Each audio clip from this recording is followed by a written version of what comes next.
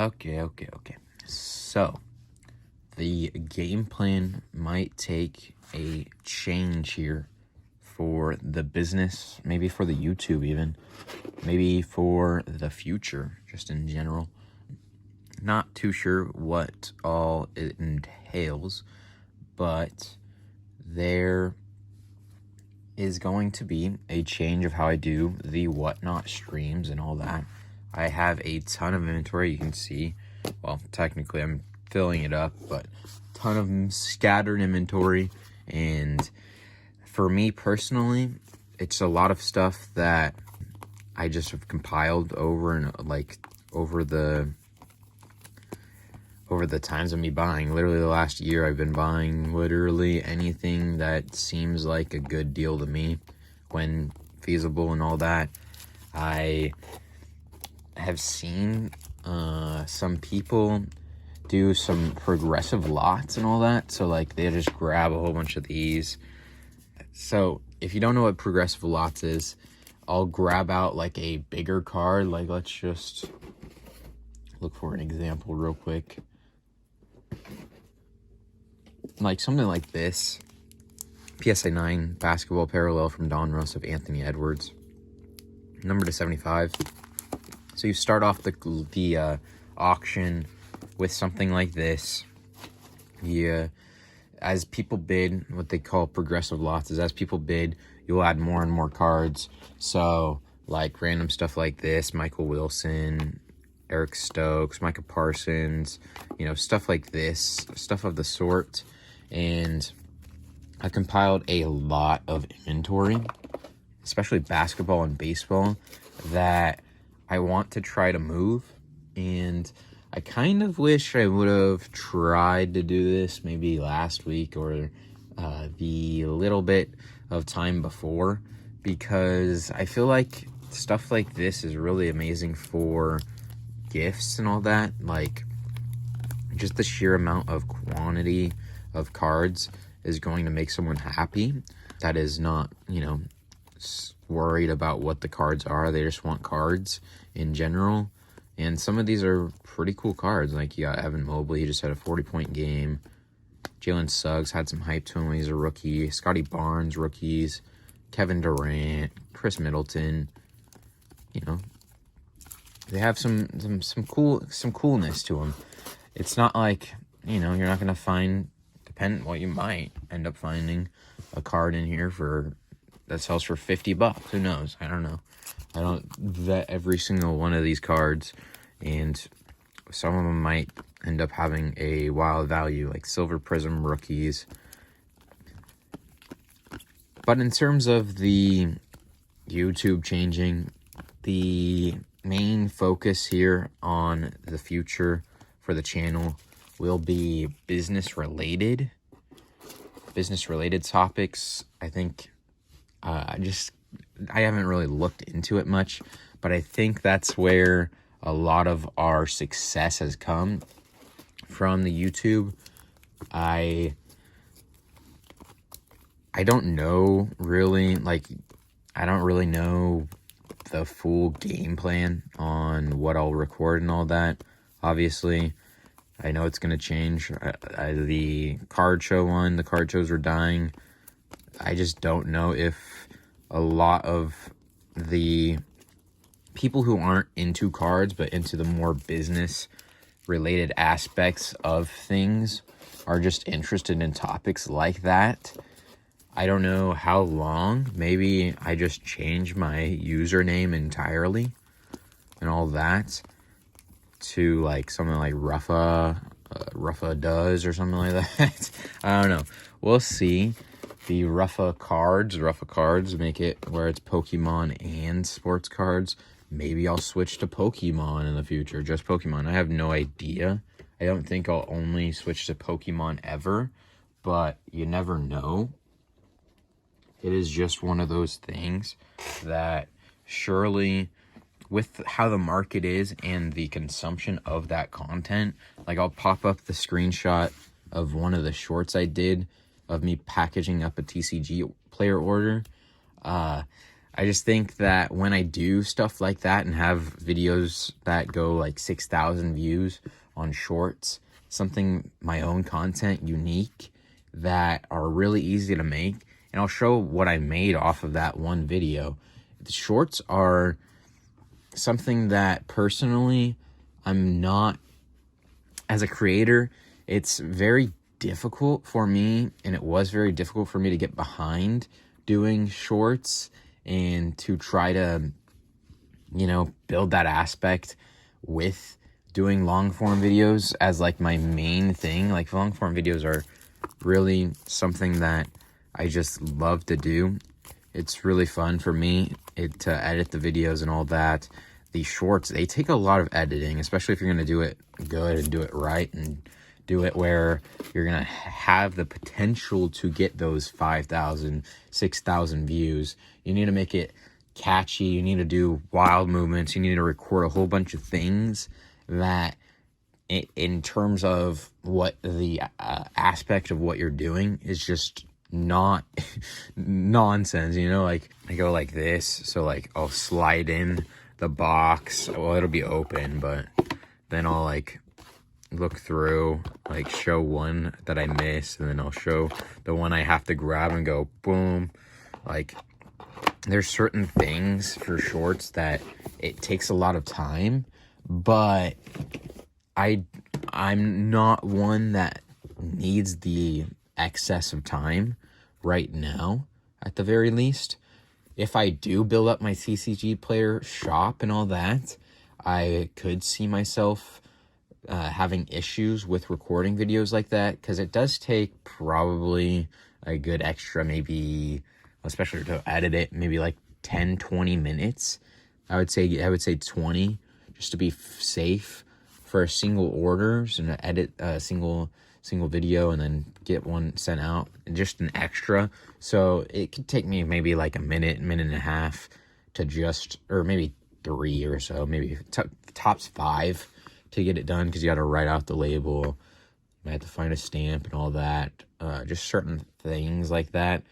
But the main thing is that in the future, if I am lacking on time, and how would that extra 20 minutes, that extra 20-25 minutes, depending on how you look at it, be used to better my, how could it be used better? Although it could, like, I could have one that goes viral, gets 100,000 views. I could have, a hit series on shorts that then generates a decent bit of income for me. It is just something that you never know. Like, for me, it's really difficult. You never know what is going to hit and what's going to stick, especially on shorts, especially on long form videos. I think the thing for me is to, like I said, to change the content focus here, to make sure that I'm doing more business related stuff, to try to do the progressive lots.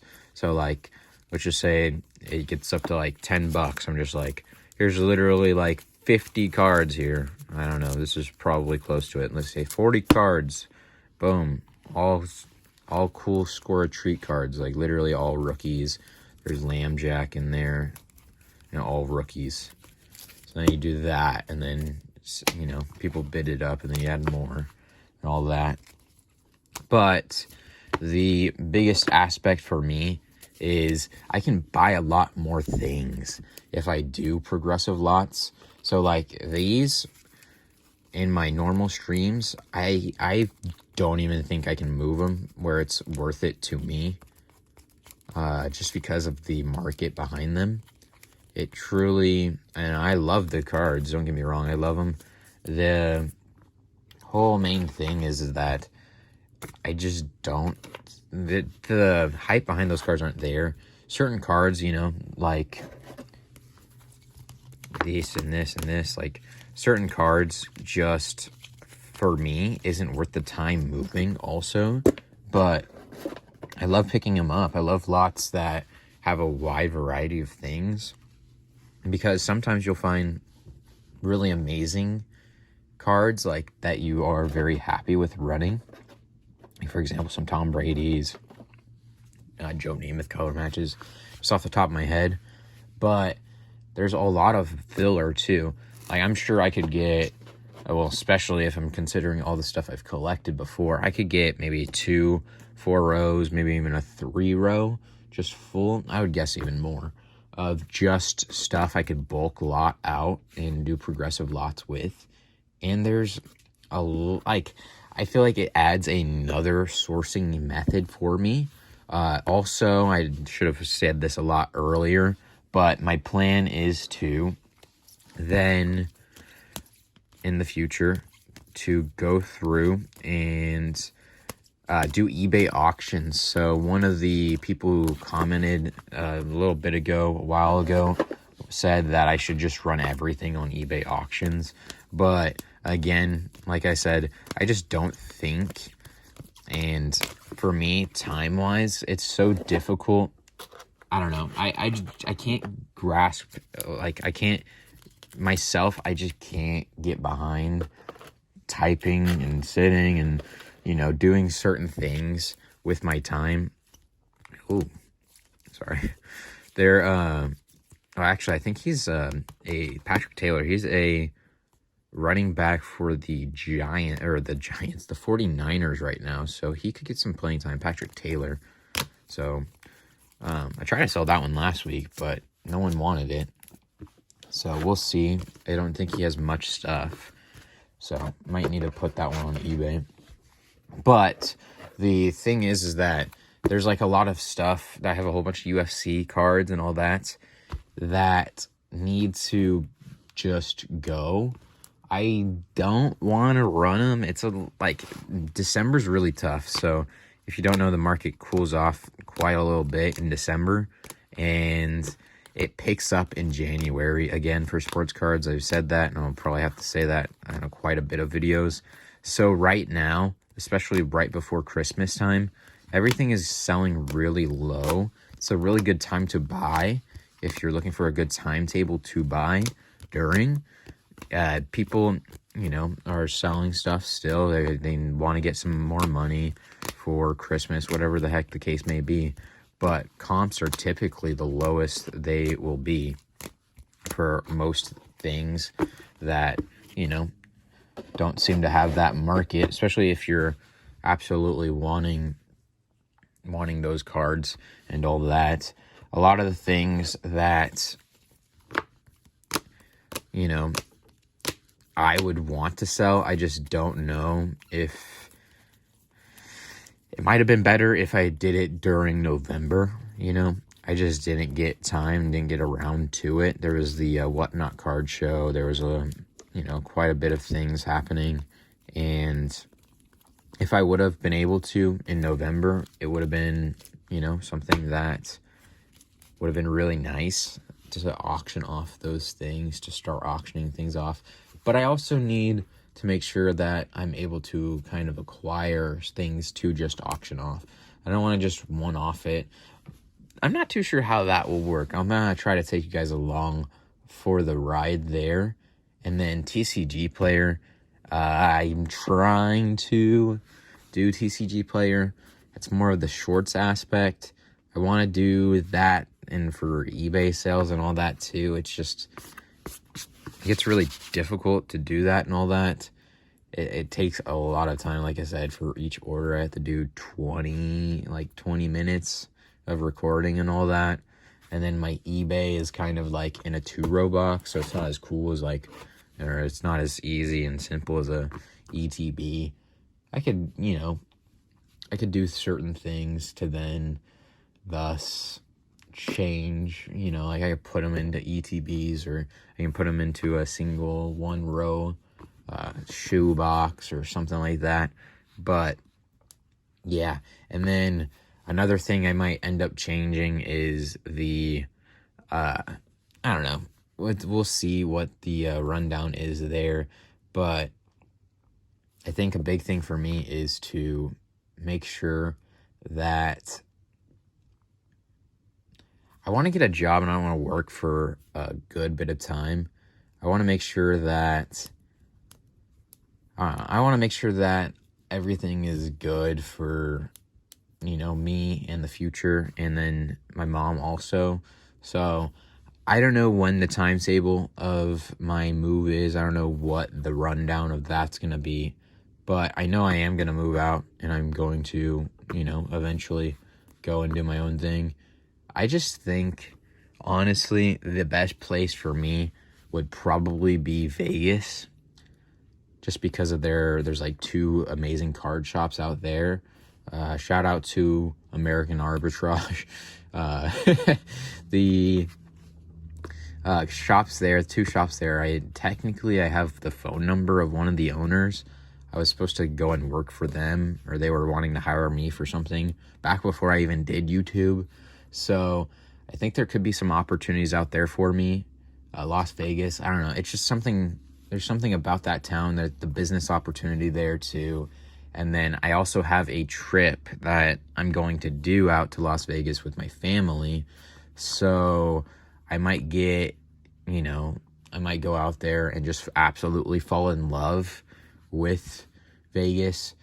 I also want to get a job and get some extra income coming in before I go out to Vegas, because then I can actually do some fun stuff. Maybe, I think I'm mainly going to be looking forward to the aspect of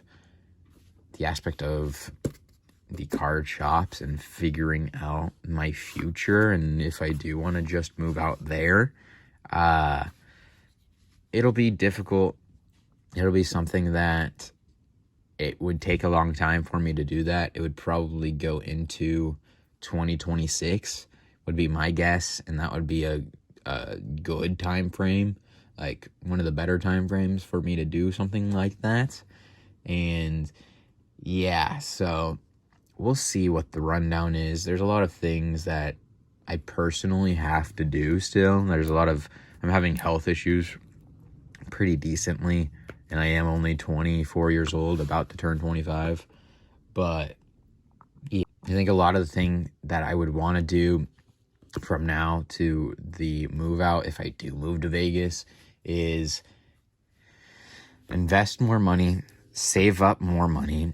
That would be a big thing, is saving up more money.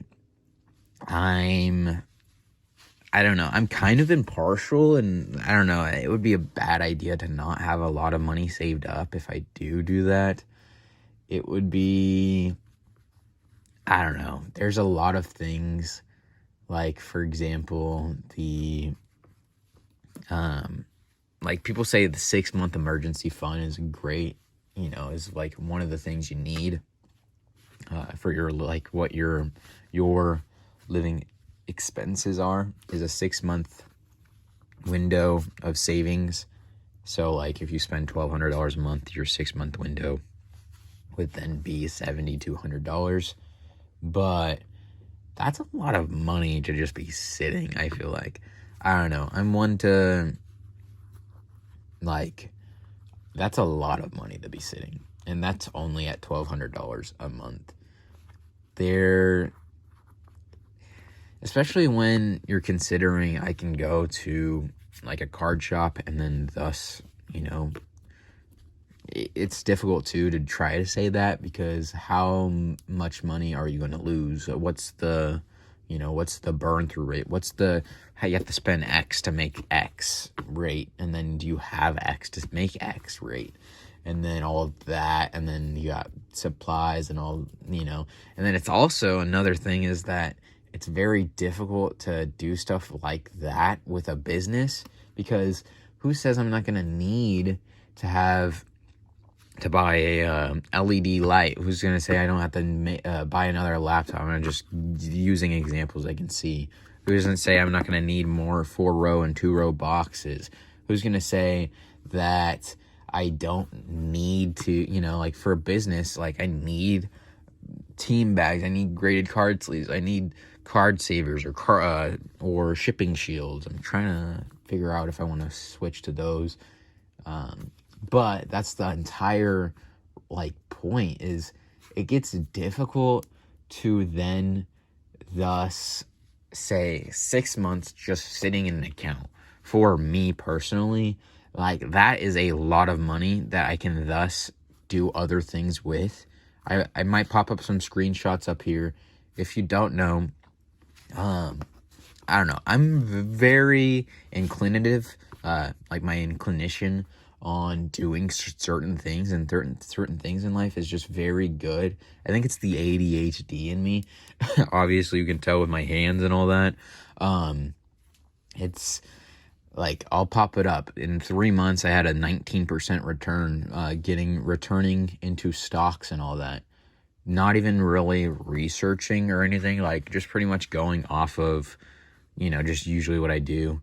Technically, I used to research a lot, but I'm kind of grabbing big name stocks. It's for my Roth IRA and all that. So that 19%, let's just say, even if it's 5% every 3 months and compound it, that's a lot of money. And the end of the year, every $100, that's $20 extra.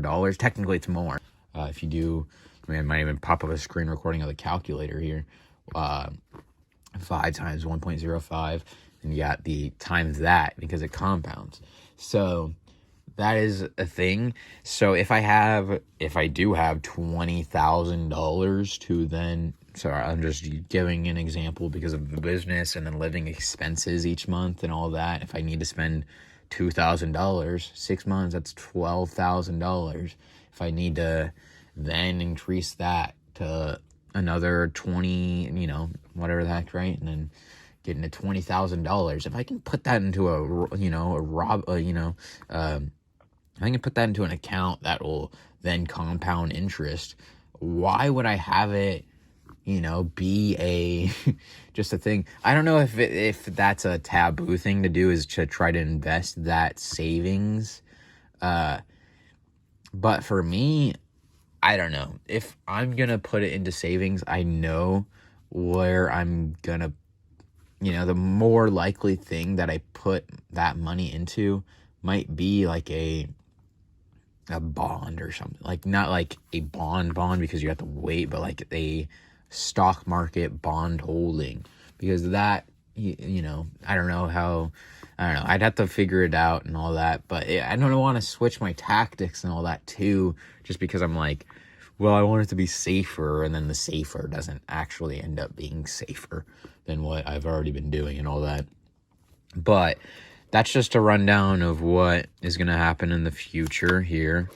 That's also another thing for me. I just don't know what and how, like, I don't know. That's something I need to get my mind wrapped around, is a big thing, is the aspect of having that savings and just have it sitting. If I actually do need to just have it sitting, I shouldn't just have it in an account that's earning interest and all that. But I know technically, I think I earn some dividends on my savings account for my bank I have, but it's like minimal. Like, I don't even know, like, I think it's like, a fraction of a percentage, obviously. But I mean, $25, you get 13 cents, I think, pretty much. So I don't know what that rundown is. I might put up a screenshot up here or throw up the number.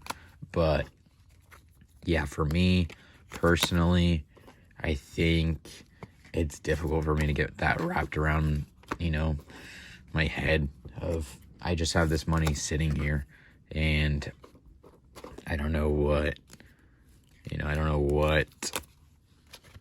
it's not doing anything, is what I would think. And even though it's obviously has this purpose and all that, and it's just in case anything does happen, it's a 6-month living window, it's just difficult for me when I can then make that be something I can use to earn it, interest or dividends or percentage return, whatever the case may be there, invest it into something I think is smart. It's something, it's, I gotta wrap my head around that and all that. And yeah, so gonna probably end up leaving that here and call the video. I'm sure we can talk about a lot more in the future. If you have any ideas for business-related topics that you want me to talk about, I know someone asked me how I decide what's going to go on eBay and what's going to go on whatnot. It kind of, I'll go to that in a different video too. Kind of depends on what stages you are in your reselling journey, I feel like. But yeah, especially on whatnot in particular. But yeah, so we'll end up calling this video here. There's a lot I should probably end up doing. See, like, I'm telling you guys, PSA 9 should not be raw prices. That raw is cooked. That raw is cooked. All right, boys and girls and everybody watching. I appreciate you for watching this video, taking time out of your day to spend it with me, and I hope I see you in the next video. Take it easy. Have a good one. Peace.